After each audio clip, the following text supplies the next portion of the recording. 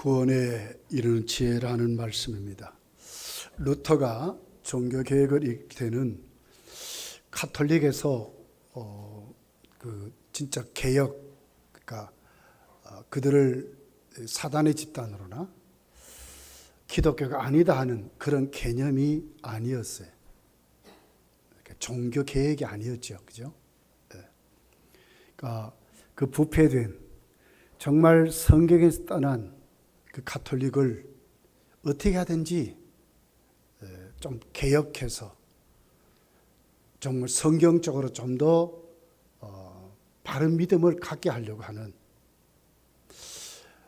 계란으로 바위를 치는 것 같은 운동이었지만은 그는 대학 강단에서부터 시작해서 자기가 심의했던 조그만 교회에서 그 같은 일을 시작을 했던 것입니다. 자신의 어떤 명예라든지 자신이 유명 인사가 되려고 했던 것은 전혀 아니었어요. 이것이 요원의 불길같이 독일 교회들로 전 유럽으로 번져가게 되는 일로 결국은 종교 개혁이 일어나게 된 것입니다. 종교개혁 신앙은 루터로 시작이 됐지만은 결국 그 뿌리와 열매는 칼빈으로 맺어지게 됩니다. 27살 때의 칼빈은 기독교 강요를 썼어요.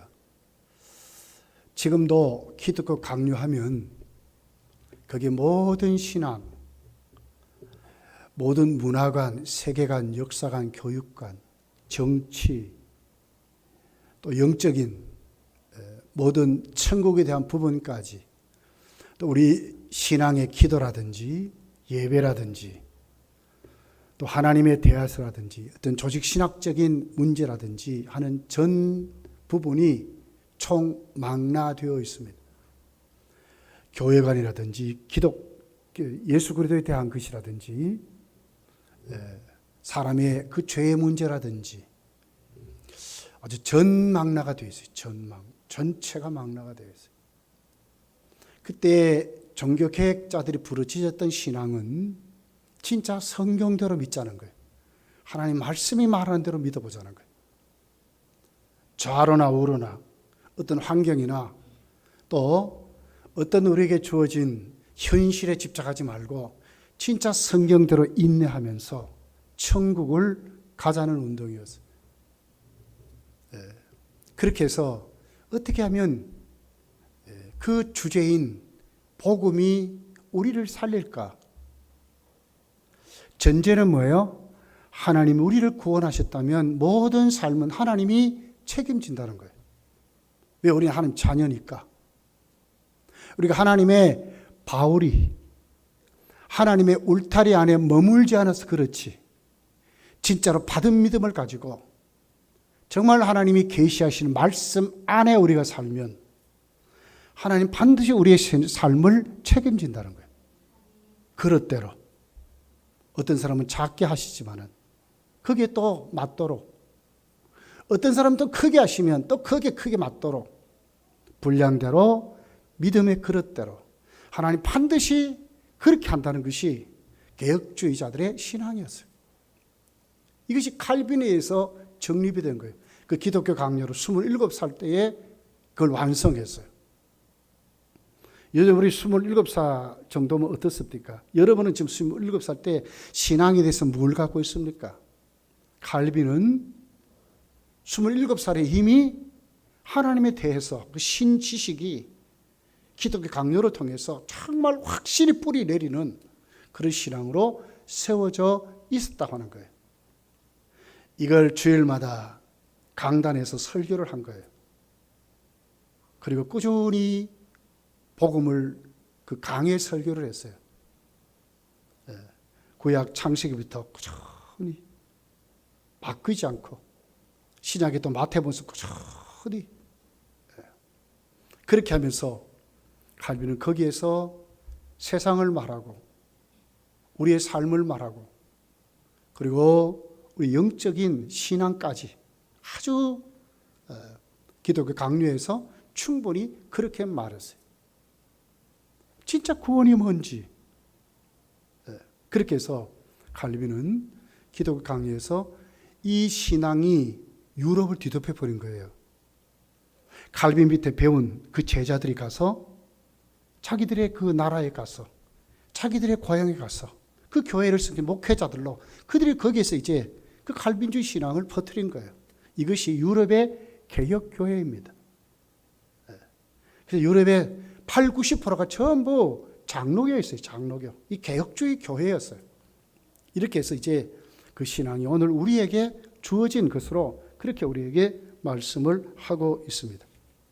특별히 이제 그 칼빈주의 운동의 가장 그 시작이 이제 우리가 낮에 예배도 살펴봤지만은 그 칼빈주의 5대 강령, 칼빈주의 5대 교리, 그 시작의 뿌리는 인간의 구원의 원죄론에 있었어요. 원죄. 또 이 원죄가 우리에게 적용될 때 하나님 우리를 어떻게 구원하셨냐 하는 것이었어요. 그 다시 종교개혁자들이 활동했던 그 시대는 특별히 이제 두 가지로 나누어져 있습니다. 지금도 똑같습니다. 지금도. 하나는 합력설이라는 게 있습니다. 에라스무스라고 하는 가톨릭의 유명한 신학자죠. 근데 그가 나중에 가톨릭에 돌아섰어요. 그래서 개신교를 뿌리를 넣는 한 축을 담당했지만 이 사람의 그 원죄론, 그러니까 하나님의 구원에 대한 그 관계는 합력설을 말했다는 거예요. 여러분, 하나님이 우리를 구원시킬 때에 우리가 하나님을 사랑해야 되죠. 우리 하나님 믿어야 되잖아요. 그런데 우리 스스로 진짜 하나님을 사랑할 수 있느냐? 하나님이 사랑하게 하지 않는데, 하나님이 믿게 하지 않는데 우리 스스로 하나님을 사랑하고 믿을 수 있느냐 하는 것이었어요. 여기에 합력설은 할 수 있다 하는 것입니다. 그렇게 해서 그 구원론은 신인 협력설이라 그래요. 그렇게 해서 하나님은 우리의 구원을 길을 열어놓으신 것에 찬성하고 반대하는 것은 나에게 있다 이렇게 말해요. 나에게 있다. 그래서 내가 믿을 수도 있고 안 믿을 수 있다 이렇게 말하는 것이 합력설의 구원론입니다. 여러분은 어떻습니까? 그리고 이제 루터나 칼빈 같은 사람은 단독설을 말했어요. 하나님이 우리의 구원을 베푸실 때에 우리 속에 있는 이 원죄가 과연 하나님 우리를 구원시킬 때에 내 스스로 영접할 수 있을까? 하나님의 그 구원을, 그 생명을 내가 받아들일 수 있을까? 그것이 나에게 있느냐? 전적으로 없다는 거예요. 하나님이 믿게 하는 것도 하나님 믿게 하실 때에야 믿을 수 있다 하는 거예요. 하나님을 사랑하는 것도 하나님이 우리를 사랑하게 하실 때에야 사랑할 수 있다는 거죠. 이것이 단독설이라 하는 겁니다. 루터도 이렇게 말했고 칼빈도 이렇게 말하고 그렇게 종교개혁자들의 그 대다수가 전부 이렇게들 많이 믿었어요. 나중에 그 후에 이제 4, 5세기경에 펠라기우스와 어거스틴의 논쟁이 오늘 이 두 사람의 신학 사상의 뿌리를 내리고 논쟁을 했어요. 펠라기우스는 합력설을 주장을 하고 어거스틴은 단독설을 주장을 했습니다. 그런데 나중에 카르타코 회의에서 교회는 펠라기우스의 사상을 이단이라 정죄를 하게 됩니다. 그 교회는 무슨 고백이 바르냐, 바른 신앙이냐, 전통이냐 할 때에 바로 단독설, 루터나 칼빈이 말했던 인간의 전적 타락을 그들은 고백하고 우리의 구원은 하나님이 믿게 하셔야, 하나님은 우리가 하나님을 사랑하는 것은 하나님이 우리를 사랑하게 하셔야, 내 죽은 영혼이 살아나야 하나님을 믿을 수 있다. 구원은 100% 하나님의 단독 사역이다. 이렇게 고백했어요. 구원은 누가 하신다고요? 하나님만이. 내가 하는 것이 아니라 하나님만이 우리를 구원하신다. 이것이 바로 종교 개혁자들과 나중에 어거스틴이 하나님의 말한 은혜론이라 하는 것이죠. 나중에 종교개혁 이후에 알미니우스와 나중에 거기에 대한 칼빈주의자들의 돌트총회에서 칼빈주의 5대 교리로 대립해가지고 결국 칼빈주의 5대 교리가 진짜 칼빈주의의 신앙 고백으로 정설로 채택이 되게 됩니다. 지금도 사실 우리 장로교 이외에 물론 이제 감리교도 예수교 감리교라든지 또 성결교도 예수교 성결교라든지 침례교도 일부분의 침례 교도들은 칼빈주의의 원죄론을 믿습니다. 그러나 아직도 많은 똑같은 우리 개신교지만은 많은 분들이 지금도 알미니안주의의 원죄론을 믿고 구원론을 믿는 거예요. 하나님이 우리에게 구원을 주실 때에 과연 우리가 타락한 죄인이 죄로 완전히 타락한 죄인이 전적으로 타락한 죄인이 스스로 우리가 하나님의 그 구원을 내가 아멘으로 받아내는 것인가? 내가 믿어서 구원받는 것이냐? 하나님 믿게 해주셔야 구원받는 것이냐? 여기에 대한 싸움을 지금도 하고 있는 게 지금도. 여러분은 어떤 신앙 위에 서 있습니까? 우리는 장로교 신앙이 그죠? 칼빈주의 신앙이란 말이에요. 하나님이 믿게 해주셔야 내가 믿을 수 있다 하는 것이 우리들의 신앙인 것입니다. 결코 교만할 수 없는 거예요. 전적인 하나님의 은혜를 우리가 말할 수 있는 이유는 구원은 하나님 베푸시는 전적인 선물이고 은총이고 은혜라 하는 것입니다. 이것이 우리 개혁주의 신앙, 칼빈주의의 신앙인 거예요. 여러분 지금 어떻게 믿고 있습니까? 여러분이 똑똑해서 잘 믿습니까? 여러분 착해서 잘 믿습니까? 성경 많이 읽으니까 아이고 내가 이거 깨달으니까 내가 믿는다. 이래서 믿게 됩니까? 전적으로 아닙니다. 믿게 하시는 것은 누구시라고요? 하나님이시라는 거예요. 다 은혜인 것입니다.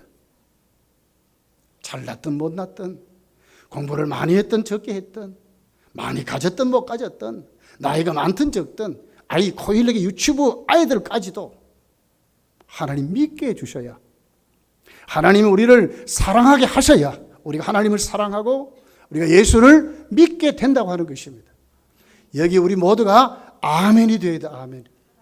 맞습니다. 하나님. 나 같은 죄인이 어떻게 예수를 믿겠습니까? 하는 이 강팍한 죄인이 아주 교만한 내가 아주 가정스러운 내가 아주 위선적인 내가 겉과 속이 다른 내가 세상의 삶과 교회의 삶이 다른 내가 어떻게 내가 예수를 믿겠습니까? 어떻게 하나님의 영광을 찬양하겠습니까? 다 하나님의 은혜인 줄 믿습니다.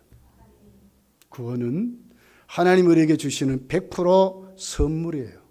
하나님의 단독 사역이라 하는 것입니다.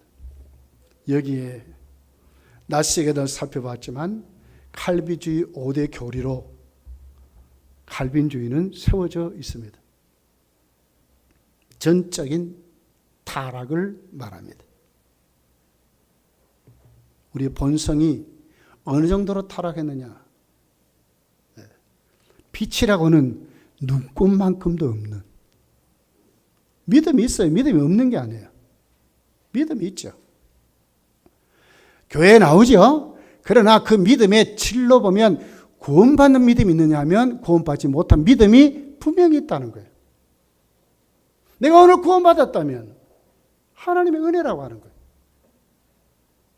믿음이 있다니까 믿음이 없는 게 아니라니까요. 교회도 나오고 다 합니다. 그러나 그 중에 많은 사람들이 구원받지 못한 사람이 많다고 하는 거예요. 왜요? 구원은 누구에게 있다고요? 내게 있는 게 아니라는 거예요. 타락했기 때문에 죄로 완전히 죽어 있기 때문에 하나님이 살려놓지 아니하면 살아날 수 없다는 거예요. 그래서 구원에 대해서 우리는 전적으로 무능력한 존재입니다. 우리 스스로 하나님을 안다든지 우리 스스로 의롭다든지 우리가 하나님의 구원의 조건에 합격할 사람은 눈꼽만큼도 없다는 거예요. 전적으로 타락했습니다. 완전히 죽었습니다.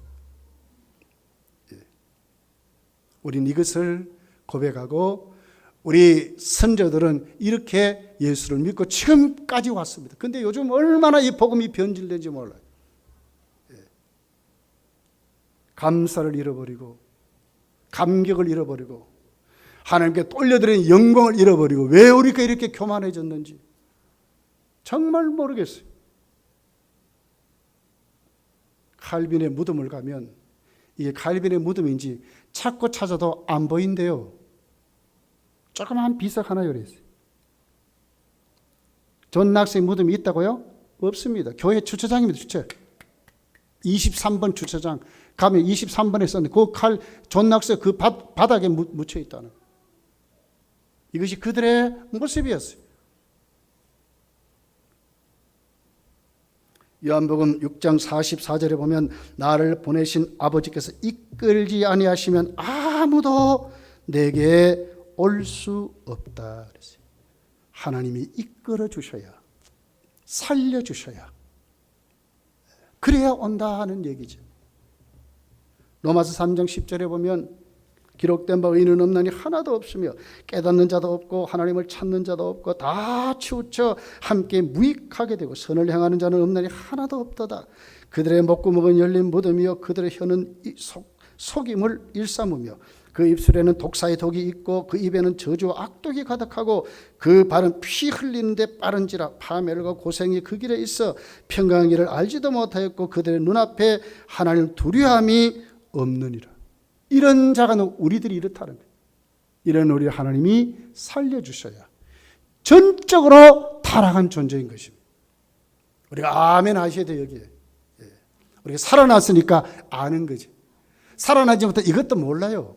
자신이 교만한 자인지 지금 뭐 죽은 자인지도 모르고 살아가는 거예요. 지옥 가는데도 모르고 살아가는 거예요.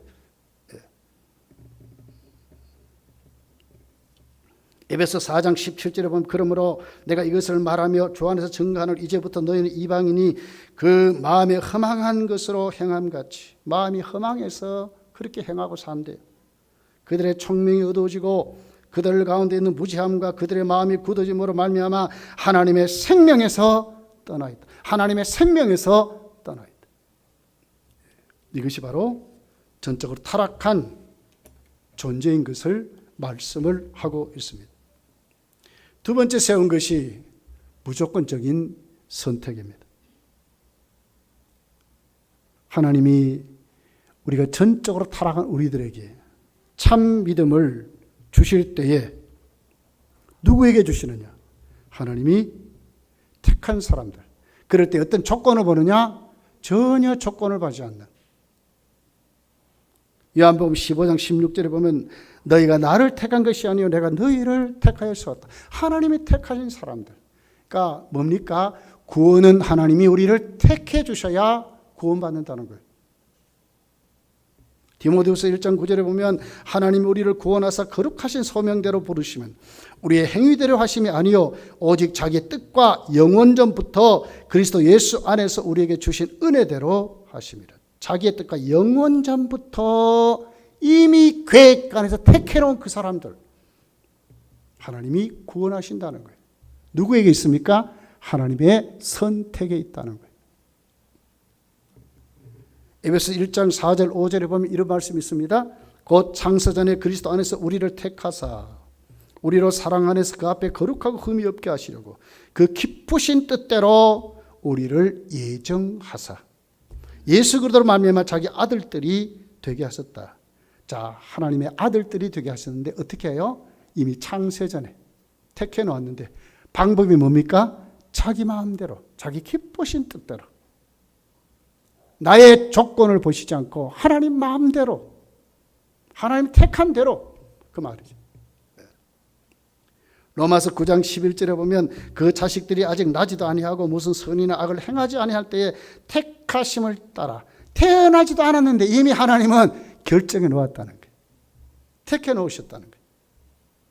하나님의 뜻이 행위로 맘지 않고, 우리 행위로 맘지 않고, 하나님 뜻은 전혀 거기에 저촉을 받지 않고, 오직 부르신 이로 말미암아 서게 하시고, 그때가 되어서 우리를 택하신 그분으로 말미암아 우리가 구원받도록 하셨다는 거예요. 하나님의 택하심에 있습니다. 어떤 조건을 보지 않고 당신의 깊으신 뜻대로. 이런 사람들, 하나님이 택해놓은 그 사람들에게 하나님은 죄사함의 은총을 주신다. 이것이 제한속죄라 하는 말입니다. 예수께서 모든 인류의 죄를 책임지시는 것이고, 그 모든 인류의 죄를 사하시기 위해서 십자가에 달리신 것이 아니라 하나님의 택한 자들을 위해서, 바로 그 사람들에게 죄사함을 주시려고 예수께서 십자가에 달렸다는 거예요. 예수 그리스도의 그 구원하신 십자가의 은혜는 100% 다 조금도 낭비함이 없이 100% 다 그대로 누구에게? 택한 백성들에게. 그러므로 그리스도의 십자가는 절대로 실패한 것이 아닙니다. 0.00 아주 눈곱만큼도 오류가 없고 실패한 것이 아니에요. 예외가 없어요. 왜? 당신의 택한 백성들을 죄 사함을 주셨다는 거예요. 마태복음 1장 21절, 이는 자기 백성을 그들의 죄에서 구원할 자로 그랬어요. 누가복음 1장 68절에 보면 하나님이여 그 백성을 돌아보사 속량하시고, 누구의? 하나님의 백성들을 속량하사, 이렇게 말했어요. 예수 그리스도의 탄생을 그렇게 설명을 하고 있어요. 요한복음 6장 37절 39절에 보면 아버지께서 내게 주시는 자는 다 내게로 올 것이요, 내게 오는 자는 내가 결코 내쫓지 아니하리니. 그러니까 예수께로 가는 자가, 예수님은 내쫓지 않는데 누가 예수께로 옵니까? 아버지께서 내게 주시는 자, 그 사람들이 와서 죄사함을 받고 구원을 받는다는 거예요. 나를 보내신 이의 뜻은 내게 주신 자 중에 내가 하나도 잃어버리지 아니하고 마지막 날에 다시 살리시는 이것이니라. 그래서 아버지의 뜻대로 이루어지게 하신 하나님. 요한복음 10장 14절 15절에 나는 선한 목자라, 나는 내 양을 알고. 누구의 양입니까? 당신의 양. 나도 아는 것이 아버지께서 나를 아시고 내가 아버지를 아는 것 같이 나는 양을 위하여 목숨을 버리노라. 당신의 양을 위해서. 요한복음 10장 26절에서 28절을 보면 너희가 내 양이 아니므로 믿지 않는다. 왜 믿지 않느냐? 예수님 양이 아니므로 안 믿는다는 거예요. 죄사함은 누구에게 주신다고요? 하나님의 택한 백성들. 그들에게 예수 그리스도의 그 속죄의 능력이 그들로 이루어지도록. 그래서 예수님이 다 이루었다는 거예요. 조금도 부족함이 없이. 춘천 한마음교회 김성로 목사, 우리 교단에서 교류 금지를 했어요. 이유가 뭐죠? 십자가를 폄하하는 거예요. 십자가 온전치 못하다는 거예요. 그래서 우리 교단은 이건 아니지 않느냐? 예수의 십자가는 십자가대로 100% 온전하다는 거예요. 당신의 백성들을 죄사함을 주시는데 100% 조금도 부족함이 없다는 거예요. 이렇게 고백하고 지금 우리는 이렇게 믿는 것입니다. 여러분 여기 저기 무슨 뭐 능력이 있다 권능이 있다 절대로 그런 거 따라다니시면 안 돼. 지금 마지막 때예요. 마지막 때. 바른 믿음으로 세워져. 바르게 믿어 있어야 돼. 바르게. 네. 요한복음 17장 24절 26절 아버지여 내게 주신 자는 다 나 있는 곳에 나와 함께 있어. 네. 그렇게 해서 천국 가는 하나님 백성을 하나님이 나에게 주신 사람들 이렇게 말했거든요. 그 사람들이 천국 간다는 거예요. 전적인 타락은 믿음이 없다는 게 아니라니까요. 믿음이 있다니까요. 그런데 그 믿음이 구원받는 믿음이 아닌 것이 문제라니까. 죄사함을 못 받는 거예요. 죄사함을 못 받는 거예요. 교회 다닌다니까 안 다니까 아니라니까요. 근데 전혀 구원에 관심이 없어요. 영적인 생활에 관심이 없어요. 하나님의 은혜를 말하지 않아요. 하나님의 영광을 말하지 않아요. 왜 그렇습니까? 왜 예수의 말씀에 순종하지 못합니까? 주님은 이렇게 말하는 거예요. 내 양이 아니므로 내 말을 듣지 않는다고 그렇게 말씀하는 거예요. 이것이 우리의 신앙입니다. 얼마나 우리가 바르게 잘 믿어야 되는가 하는 것을 오늘 우리 칼빈주의, 이 개혁주의 신앙은 종교 개혁자들이 우리에게 준 믿음이 이런 것입니다. 그냥 대충 믿는 게 아닙니다. 교회 다니면 뭐 잘 되고 이런 게 아니라니까요.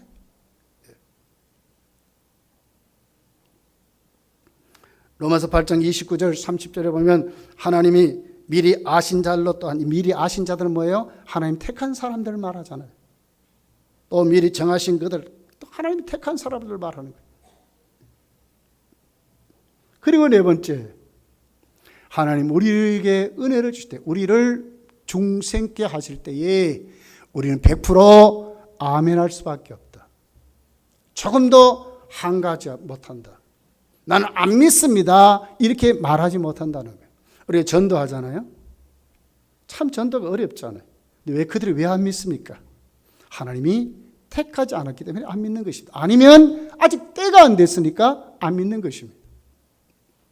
반드시 때가 되면 그들은 하나님이 택한 사람이라면 믿게 돼 있어요. 왜? 하나님이 그 마음을 주장하시거든요. 하나님이 그들의 뜻을 깎거든요. 하나님이 그들의 마음을 변화시키거든요. 하나님이 그들의 입술을 열어서 바른 의지, 예수 그들을 주라 고백하도록 하나님이 만드시거든요. 우리가 하는 것이 아니라 창조의 능력으로 하나님이 없는 것을 있게 하시고 죽은 자를 살 그 능력으로 지금도 우리를 구원하시기 때문에 그렇게 될 수밖에 없다는 거예요. 요한복음 6장 37절 이렇게 말합니다. 아버지께서 내게 주신 자는 다 내게로 올 것이라. 믿게 하시면 믿을 수밖에 없어서 아버지께로 올 수밖에 없다는 거예요.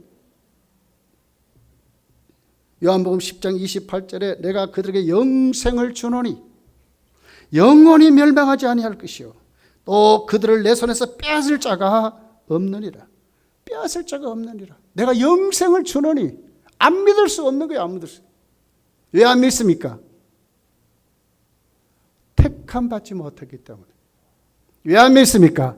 아직 하나님이 안 불러서 안 믿는다는 거예요.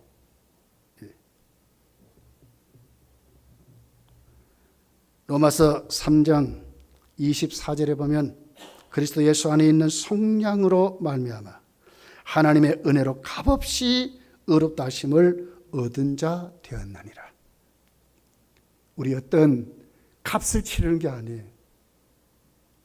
저 사람 예수 믿게 하면 검단교회에서 앞으로 잘 충성할 것이다. 그런 게 아니라니까요. 잘 충성한 사람 아무도 없어요. 하나님이 충성케 하시니까 충성하는 거죠. 믿습니까? 내가 잘난 게 아니라니까. 하나님 우리의 마음을 충성하도록 만드시기에. 왜? 영광을 받으시려고. 천국 가서 상 받게 하시려고. 무엇이에요? 하나님의 은혜 아닙니까? 그리고 우리 하나님께 영광을 돌리는 거요. 내게 있는 것이 아니라 하나님이 나에게 주셔서 그것까지 영광들을 하시니까 영광 돌리셔야 되죠.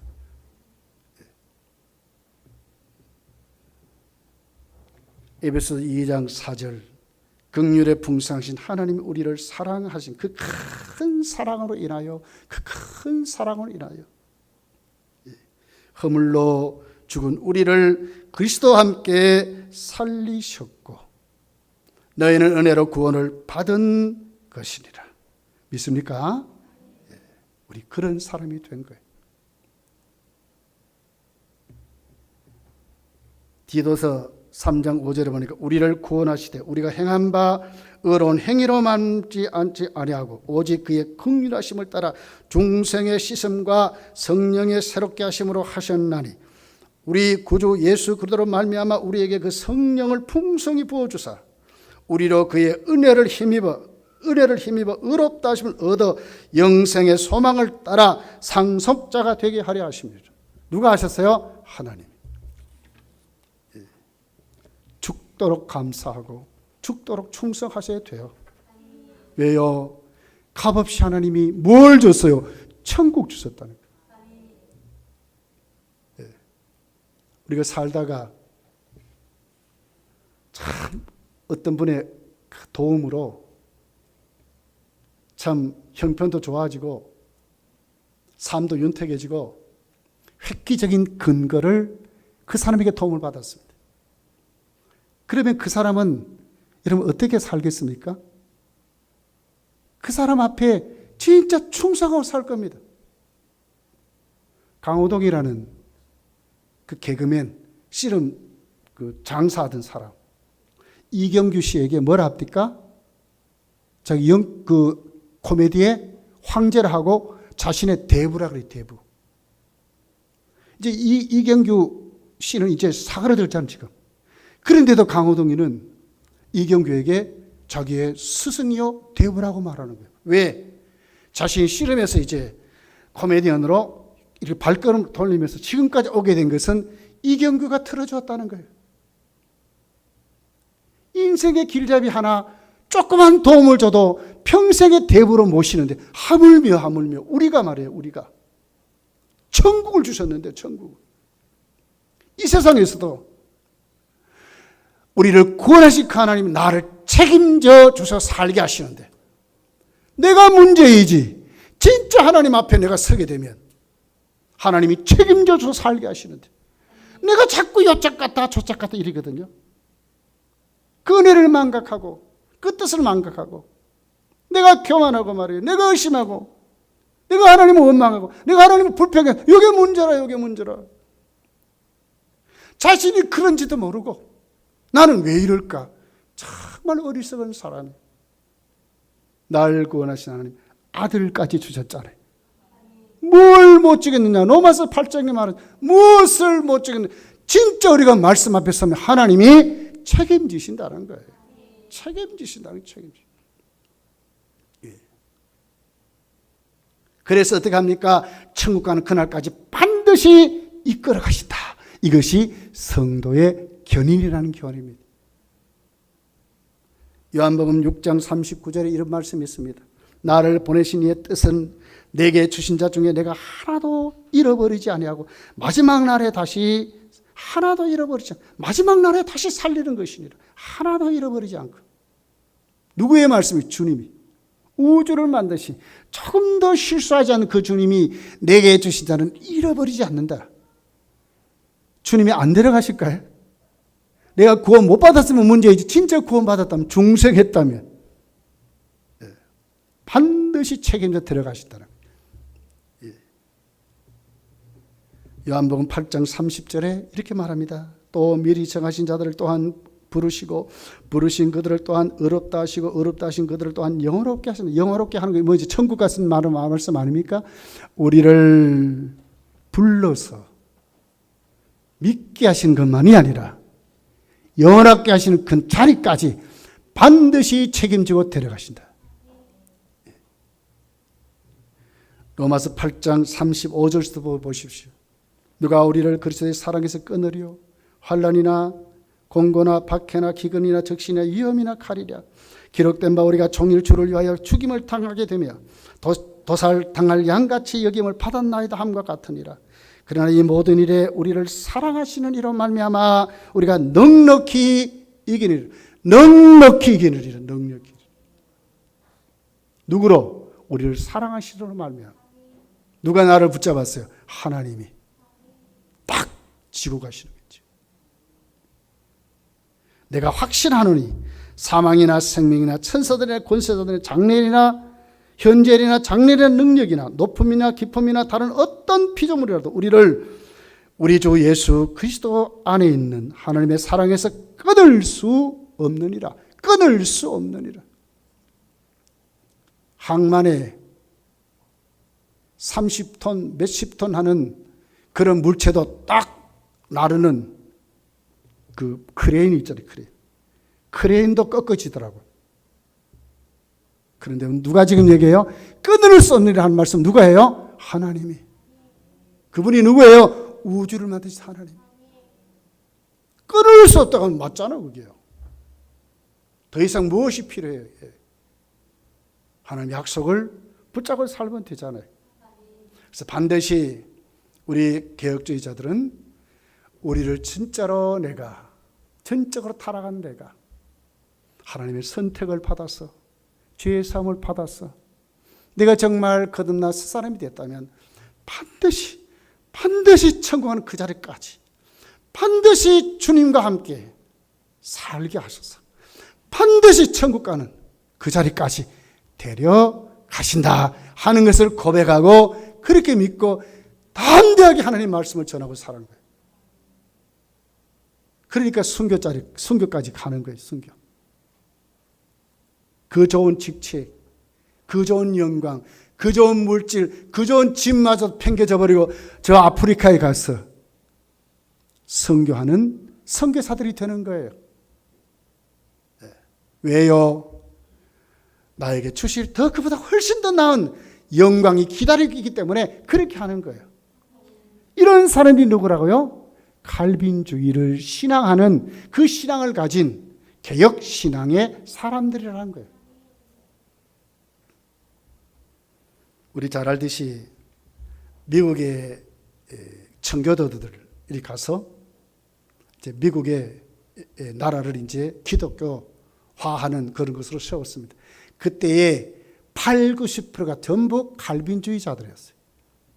칼빈의 그 경건 운동을 배워서 제네바시에서 교회와 정치는 분리해야 된다. 그리고 신본주의 아래 세워진 민주대의 정치다. 아무도 주인은 없다. 주인은 오직 예수 그리스도다. 그렇게 해서 누구도 자기의 권리를 주장할 수 없고 누구도 자기의 어떤 권위를 나타낼 수 없다. 다 하나님 주신 선물이고 하나님 주신 직분이고 하나님이 우리에게 내려주신 은혜일 뿐이다 하는 것으로 고백하고 살았던 거예요. 하나님이 포기하라면 포기했고 하나님이 가라면 갔고 하나님 멈추라면 멈추었던 그들의 삶이었어요. 이것이 여러분 성도의 삶인 것입니다. 여러분 천국을 믿습니까? 하나님을 믿습니까? 네. 그럼 누구의 치리를 받고 어떻게 살아야 되겠습니까? 왜 우리는 성경으로 돌아가야 됩니까? 그렇게 말씀하신 하나님이 오늘도 우리에게 말씀하는 것이 성경이기 때문에 그렇습니다. 그래서 그들은 이렇게 부르짖었잖아요. 오직 성경으로 가자. 진리냐 비진리냐 싸움의 기준은 성경이었어요. 성경이 아니면 비진리인 거예요. 성경이 아니면 다 가짜인 거예요. 그들은 오직 성경이라는 말을 성경이라 오직 성경이라 그랬다니까. 성경밖에 없다 그 말이에요. 진짜와 진실은 성경밖에 없다. 진리와 비진리의 기준은 성경밖에 없다는 거예요. 우리의 신앙이 정말 성경적이어야 한다고 하는 거예요. 말로만이 아니라 정말 성경적이어야 한다고 하는 겁니다. 오직 성경으로. 그리고는 그 성경의 주제는 예수 그리스도 하지 않습니까? 그리고 오직 그리스도. 그래서 우리의 믿음이 진짜 우리의 믿음의 주는 그리스도라는 거예요. 그리스도. 누구도 닮지 말아야 된다는 거예요. 오직 예수님만 닮아야 된다는 거예요. 그분의 그늘 아래 예수의 사람이 되는 것이지 어떤 사람이 되는 게 예수의 사람이 되는 것이 바로 우리 신앙이라는 거예요. 우리는 절대로 스스로 구원받을 수 없어요. 오직 예수 그리스도의 십자가의 그 보혈에 그 예수의 피가 오늘도 내가 내 모든 죄를 씻어주실 때 예수 십자가의 그 피값의 공로가 나에게 오늘 적용될 때 나의 것이 될 때에 어떻게 된다고요? 우리는 예수의 사람이 된다는 거예요. 오직 그리스도 내고 오직 그리스도. 우리 모든 문제 해결은 사람에게 있는 것이 아니라 예수 그리스도에 있다고 하는 것입니다. 여러분 문제가 일어나고 어려우면 어디로 갑니까? 어디로 갑니까? 예수님같이 살면 됩니다. 오직 예수 그리스도. 그리고는 이 모든 것은 뭐냐? 은혜로 주셨다. 그래서 오직 은혜라는 단어를 썼어요. 값없이 주시는 은총이라는 거예요. 그리고 우리는 감사할 수밖에 없다는 거예요. 내가 뭔가 많이 드렸어, 많이 해서 남들보다 앞으로 하나님 앞에 더 멋있게 섬기도록 하나님이 이렇게 해서가 아니라 그릇대로 하나님 주시는 은혜라는 거예요. 은혜라는 거예요. 다 은혜라는 거예요. 은혜라는 거예요.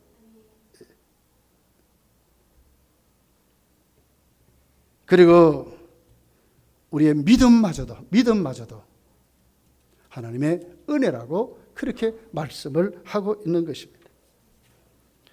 여러분, 구원은 행위로 구원받는 게 아닙니다.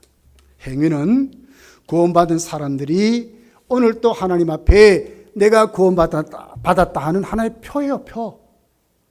구원받았기 때문에 어떻게 삽니까? 의롭게 사는 것이죠. 구원받았기 때문에 하나님의 말씀을 따라 내가 오늘 또 열매 맺고 사는 것이죠. 구원받았기 때문에 이루어지는 것이지. 내가 의롭기 때문에 내가 구원받는 것이 아니라 뭔가 행하기 때문에 하나님 앞에 내가 오늘 또 구원받는 게 아니라는 거예요. 그래서 뭐라고 했냐? 오직 믿음으로 이렇게 말한 거예요. 그렇게 해서 가톨릭에서 말하는 어떤 개인의 그 공로라든지 업적이라든지 거기에 대한 정말 강력한 반항으로, 강력한 도전으로 개혁주의자들은 오직 은혜, 오직 믿음 이렇게 말한 거예요. 믿음도 하나님 주신 선물이다. 네가 남들보다 잘 믿느냐? 잘 봐라. 네가 선해서가 아니라 하나님 너를 믿게 하셔서 이 일을 하게 하시려고 하나님이 그렇게 하신다는 거예요. 믿습니까? 여기 우리가 아멘 하셔야 돼. 제가 목사가 됐습니다. 남들보다 말 잘해서 목사가 됐을까요? 남들 성경을 많이 읽어서 목사가 됐을까요? 성경을 잘 볼 수 있는 눈이 있어서 목사가 됐을까요? 아닙니다. 아닙니다. 하나님이 나를 거기 그릇으로 하나님 나를 뽑아서 세웠기 때문에 부족하지만 연약하지만 하나님 앞에 이렇게 하나님 목회자로 하나님이 세웠기 때문에 하나님이 쓰시는 거죠. 거기에 걸맞도록 힘을 주시고 학교도 거기에 걸맞도록 하나님 보내주시고 다 하나님이 하신 거예요. 나는 뭐 했어요? 순종밖에 안 한 거예요. 순종밖에 없는 거예요. 그래서 이 자리까지 온 것입니다. 오직 은혜요, 오직 믿음인 것입니다. 그러니 어떻게 살아야 돼요? 하나님께 영광을 돌려드리고 사는 것입니다. 오직 주만 영광을 받으셔야 된다 하는 것이 그들의 신앙이었어요. 여러분의 신앙은 어디로 쪽으로 가게 됩니까? 그래도 나는 검단께 오게 되면 나를 알아주는 사람이 있어 목에 힘줍니까? 이 시간부터 포기하셔야 돼요. 아이고 당신 없으면 우리 교회 안 돌아갑니다. 여러분 빨리 그 자리에서 내려오셔야 돼요. 교회 누가 운영하세요? 주님이 하시지. 아닙니까? 주님이 하시지. 주님이 하시지. 누가 이끌어가세요? 주님이 이끌어가시지. 피로 값주고 사셨다 그랬잖아요. 마태복음 16장에 사도 베드로의 고백 앞에 예수 내 교회를 쓴다. 내 교회. 누구의 교회? 주님의 교회 아닙니까? 빨리 내려오셔야 돼요. 빨리 내려오셔야 돼요. 누가 칭찬합니까? 빨리 부인하셔야 돼요. 오직 영광은 누구에게? 하나님께 드리는 게 하나님께. 할렐루야 퐁으로 합니까? 아니지 않습니까? 시편의 9구절들이 할렐루야 할렐루야 할렐루야 할렐루야 왜 할렐루야 합니까? 하나님께만 영광을 돌려드린다는 것이 아닙니까? 아멘 왜 합니까? 하나님 맞습니다. 하나님 맞습니다. 하나님 맞습니다. 하나님 맞습니다. 찬송하고 찬동하는 거 아닙니까? 내가 하는 게 아니라면 하나님이 하신다는 거예요. 구원은 하나님이 시작하셨고 완성도 하나님이 하시는 것입니다. 그렇기 때문에 우리는 모든 영광을 누구에게? 하나님께 돌려드리는 것입니다. 남들보다 여러분 높은 직분을 받았습니까? 저는 목사잖아요. 여기에는 장로도 있고 안수집사님 있고 권사님도 있고 집사님들 있고 교사도 있고 여기 다 있어요. 남들보다도 높은 직분을 받았습니까? 더 감사하시고 더 충성하시고 더 헌신하시고 더 하나님께 영광을 돌리는 사람이 되고 더 겸손한 사람들이 되세요. 이것이 개혁주의 신앙이고 칼빈주의 신앙이고 모든 영광은 하나님께 주만 영광을 받으시옵소서. 성경이 그렇게 대하잖아요. 오 주여 어서 오시옵소서. 요한계시록에 마라나타 아닙니까? 주님이 오셔야 끝난다니까. 우리가 아무리 모여서 지구촌에 60억, 70억, 80억이 아무리 해도 지구촌의 문제는 안 끝나요. 점점 삶이 복잡해질 거예요. 주님 오셔야 끝난다니까요. 주님이 왕입니다. 왕입니다. 오직 그분만이 영광을 받으시는 것이 우리 신앙 고백이고 신앙이 되어야 한다는 거예요. 그 자리로 여러분 다 나가시기를 예수님 축복합니다. 그러면서 보십시오. 특별히 우리가 칼빈주의 하면 하나님 중심, 성경 중심, 교회 중심, 설교 중심 이렇게 말들을 하죠. 그렇게 말하면서 사실 우리 신앙은 이렇게 사는가 할 때에 그렇게 살지 못하잖아요. 왜 못 살겠어요? 말씀대로 성경적이 아니기 때문에 못 사는 거예요. 성경을 하나의 도구마로 우리가 만들어 이론으로 가는 게 이론으로 진짜 이 말씀대로 내가 새로워지는 것을 우리가 거기에 접목되지 않는 것이 문제라. 복은 뭡니까 여러분? 복이 뭡니까? 성경은 확실히 말합니다. 복이 뭡니까? 예수님은 팔복의 산상수훈에서 완전히 확실히 가르쳐 줬잖아요. 팔복이 뭐라고 얘기하죠? 심령이 가난한 사람, 애통하는 사람, 온유한 사람, 의에 줄이고 목마른 사람, 긍휼히 여기는 사람, 마음이 청결한 사람, 합평케 하는 사람, 의를 위하여 박해를 받는 사람이 복 있다고 말하잖아요. 그런데 여러분 이것을 복이라고 생각합니까? 이것이 우리 신앙의 최고라고 생각해 본 적이 있습니까? 무엇이 복입니까 여러분? 성경대로 우리가 지금 안 믿는 거예요. 천국민은 팔복을 소유한 사람입니다. 결론이 뭡니까? 말씀대로 행하는 사람이 반석 위에 지은 사람 같아. 주여 주여 하는 자마다 다 천국 못 간대. 왜 못 갑니까 여러분? 성경대로 안 믿기 때문에 못 가는 것입니다. 신앙 고백은 그럴싸하게 하지 뭐예요. 기도도 멋지게 들어서 하지요. 그런데 실제로 하나님 말씀대로 내 삶에 없어 안 나타나는 거예요. 안 나타나는 거예요. 여기에 우리가 문제가 있는 거예요. 누가복음 19장에 삭개오가 있습니다. 이 사람 누구였죠? 세리장입니다. 원래 삭개오의 이름은 의로운 사람, 순결한 사람, 청결한 사람이란 뜻을 갖고 있습니다. 그런데 그는 이름대로 살지를 못했어요. 세리장으로 로마 정부의 앞잡이로 세금을 착취하고 불의한 사람이었습니다.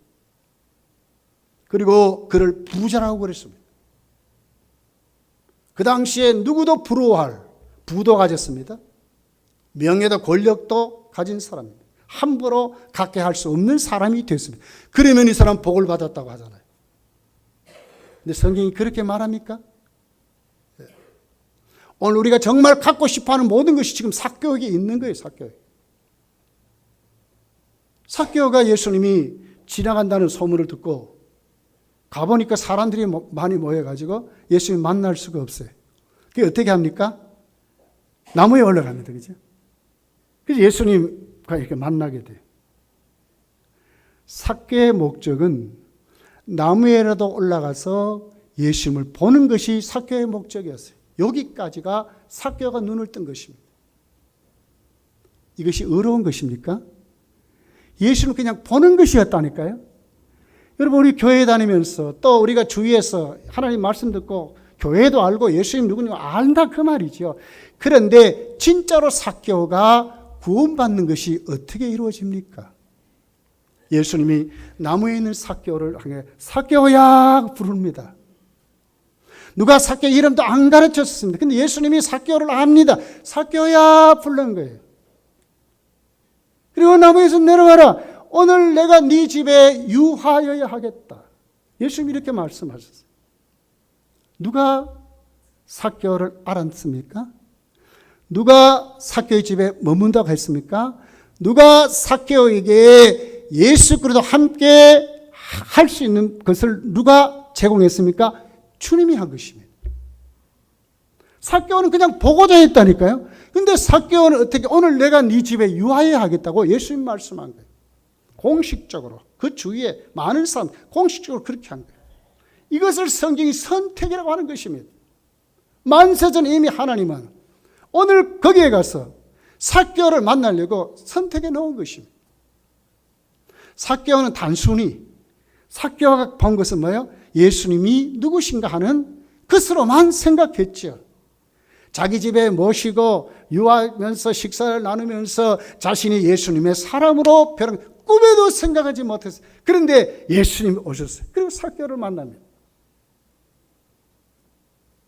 그 많은 사람들 앞에 그때 삭개오는 어떤 사람을 취급받았어요? 죄인 중에 괴수 같은 취급을 받은 거예요. 유대인들이 죄인이라면 뭐예요? 세리나 창기들, 창녀를 죄인이라 그랬잖아요. 삭개오 그런 사람이라.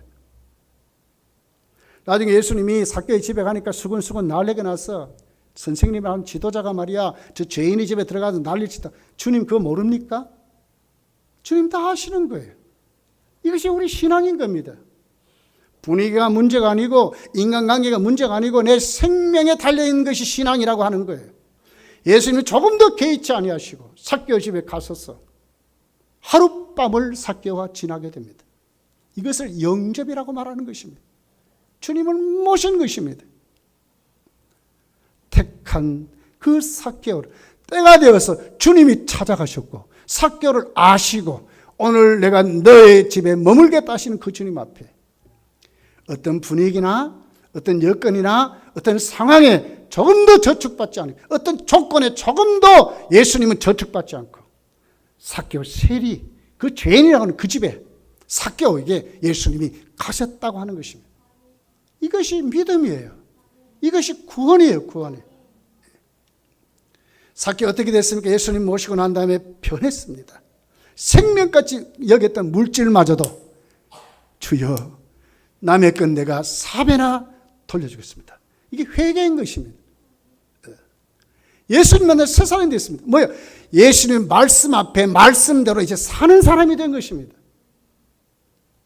세리장으로 사는 게 아니에요. 지금 구원받은 하나님 백성으로 살아가는 거예요. 세리장으로 살게 되면 물론 그 세리장의 직업을 버렸는지 아닌지 성경이 말씀하지 않지만 거기서 이제 정직하게 했을 거예요. 변하고 새 사람이 된 것입니다. 의를 위해 사는 사람이 됐습니다. 애통하고 회개하는 사람이 됐습니다. 정말 주를 위해서 화평을 누리는 사람이 되었습니다. 과거에는 어떻든지 유대인들에게 악착같이 해서 세금을 막 끌고 모으고 이런 사람, 이제는 달라진 사람이 된 것입니다. 이것이 삭개오의 믿음입니다. 여러분, 지금 우리 시대는 어느 쪽으로 가고 있어요? 우리 신앙이 너무너무 혼탁해져 버렸어요. 너무너무 지금 혼탁해져 버렸어요. 복의 개념을 전부 우리 기복화 만들어 버렸어요. 만몬이 복이라고 지금 말하고 샤머니즘이 복이라고 말해요. 강단에서 거기에 잘 구색을 맞춰서 설교를 하고 지금 막 이런 시대가 됐단 말이에요. 아니요. 그게 아니라고요. 어느 쪽으로 와야 돼요? 오늘도 우리는 어느 쪽으로 와야 되겠어요? 말씀 앞에. 내가 오늘도 그 말씀이 나를 사로잡았어. 그 말씀 앞에 살아드리는 사람들. 동성애가 판을 치고 과학이 만능인 이 시대 같은 세상을 살아가지만 과학이 세상을 살리는 것이 아니라 여전히 어제나 오늘이나 예수 그리스도가 역사의 중심이 되고 구원이 되심을 고백하는 사람들. 이 사람들이 누굽니까? 예수의 사람이고 우리들이라는 거예요. 우리들이라는 거예요. 하나님 나라는 먹는 것과 마시는 것이 아니라 성령 안에 있는 사람, 경건의 모양이 아니라 경건의 능력이 있는 그 삶을 살아가는 그 사람들이 바로 성도라고 하는 것입니다. 아멘 하셔야 돼요. 한 주간 이 믿음 가지고 살아가시기 바랍니다. 예수의 사람들로 살아가시기를 예수 축복합니다. 기도하겠습니다.